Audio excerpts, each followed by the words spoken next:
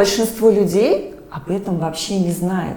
И когда мы об этом говорим, люди первоначально не понимают вообще, ну храп, при чем тут сердечно-сосудистые заболевания или что-то еще. И нам очень сложно побудить мужчину проходить какие-то диагностические хотя бы, а потом уже лечебные процедуры.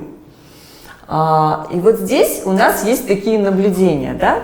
Поначалу мы рассказали о храпе, мы сказали, что такое апноэ и так далее. То есть мы же своих подписчиков тоже пытаемся просвещать, рассказывать, да? Ну, как любые психологи. Да, они это приняли, что есть какая-то боль в виде храпа, да? И вот мы стали нащупывать болевые точки в виде страхов. Первая болевая точка, ну как вот ты спишь, храпишь, ты же жене мешаешь, давай мы тебя вылечим. Вот мужчину не сработало. Не сработало.